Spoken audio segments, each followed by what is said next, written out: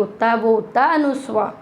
ठीक है, ये थोड़ा मैं आपको डिटेल में समझाऊंगी, अभी आपको समझ नहीं आया होगा। अब है ना, आप एक बात और देखें, यहाँ पर देखें, ये गंगा शब्द देखें आप, है ना, गंगा शब्द, ये ऊपर बिंदी लगी हुई है।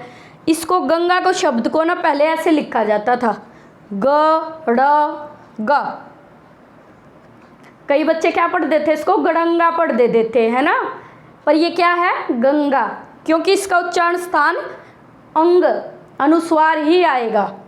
चंचल, है ना, इसको क्या पढ़ोगे फिर आप ऐसे चल, चयंचल नहीं ना, चंचल ही पढ़ते हो ना भाई, है ना। अब देखो ये चीज़ें क्यों बदल रही है वो मैं आपको समझाऊंगी। अब कंठ देख लो, कंठ को तो अब भी ऐसे लिखते हो भाई, इसमें तो आपको दिक्कत नहीं होगी।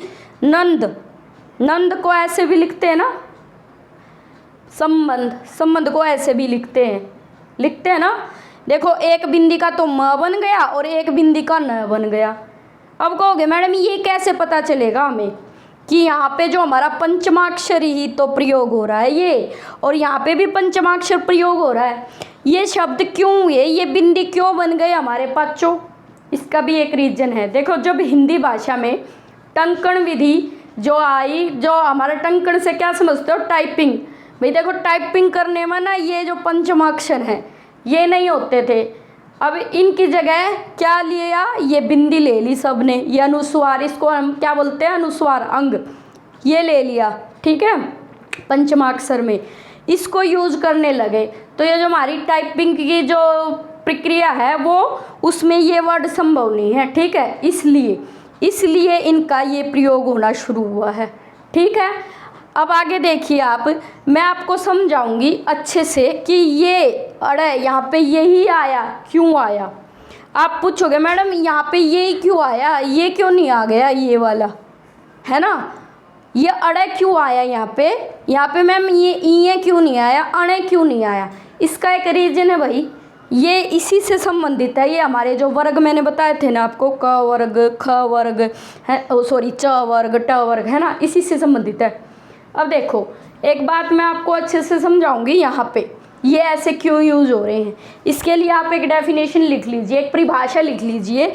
जब पंचमाक्षर अपने ही वर्ग के वर्ण के साथ हो तो वह अनुस्वार का रूप ले लेता है भाई।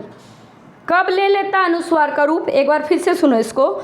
जब पंचमाक्षर अपने ही वर्ग के वर्ण के साथ हो, मतलब अपने ही वर्ग के वर्ण के साथ हो तो अनुस्वार का रूप ले लेता। कैसे लिया भाई, देखो ये गंगा, देखो ये ग है, ये किस वर्ग का है, क वर्ग का है ना भाई, और क वर्ग का पंचमाक्षर क्या है, अड़े, इसलिए ये यहाँ पे अड़े आया है। आपको दिख रहा होगा, ना दिख रहा हो तो सुन लीजिए ध्यान से, और वैसे दिख रहा होगा। नेक्स्ट देखो चंचल, अब देखो चंचल, ये च है, च वर्ग का है ना, और च वर्ग का पंचमाक्षर क्या है, ई, इसलिए यहाँ पे क्या आ गया हमारा, ई आ गया। ठीक है, समझ में आ गया। अब देखो आगे कंठ, कंठ, अब देखो ये ठ है, ठ जो है, ठ हमारा कौन से वर्ग में आता भाई, ट वर्ग में आता, और ट वर्ग का पंचमाक्षर क्या होता, अणे, इसलिए यहाँ पर अणे आ गया। नेक्स्ट देखो भाई नंद, नंद में जो द है, द किस वर्ग का हमारा, त वर्ग का है, तो यहाँ पे क्या आ गया, न आ गया, क्योंकि त वर्ग का पंचमाक्षर न है। इसी तरह संबंध में देख लो, जब बा आया, बा के ऊपर बिंदी थी तो ये किस में बदल गई, आधे म में बदल गई, और फिर धा आया, धा का जो हमारा पंचमाक्षर क्या होता है, ये होता भाई न, तो ये हमारा न आ गया। तो इस तरह से संबंध बन गया। मैं आशा करती हूँ भाई आप लोगों को ये चीज़ें समझ में आ गई होंगी कि पंचमाक्षर होता क्या है और ये कैसे प्रयोग होता है और कैसे हमें पता चले कि यहाँ पे क्या आएगा। अगर कोई भी बात इसमें ना समझ में आई हो तो मुझे बता देना, आप कमेंट कर देना, मैं दोबारा से ये टॉपिक आपको करवा दूँगी पंचमाक्षर का कभी बाद में। ठीक है, तो यहाँ से आपको समझ में आ गया होगा। और एक और चीज़ लिख लीजिए भाई, एक पॉइंट, अनुनासिक क्या होते हैं, अनुनासिक जिनका उच्चारण मुंह और नाक दोनों से होता है वो हमारा अनुनासिक कहलाता है।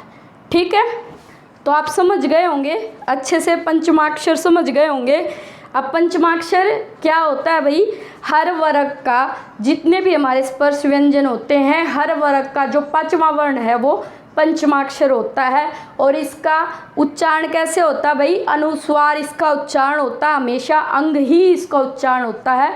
और इसमें क्या थी मेन बात कि देखो ये म बन जाता, कभी न बन जाता, कभी न बन जाता। ये क्यों बनता है, ये अपने जो है उच्चारण स्थान के आधार पर बन जाता है। पंचमाक्षर का उच्चारण स्थान अलग अलग होने की वजह से अलग अलग सुनाई देता है।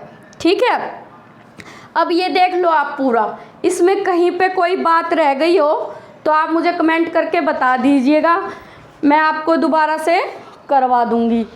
आई होप आप इसको अच्छे से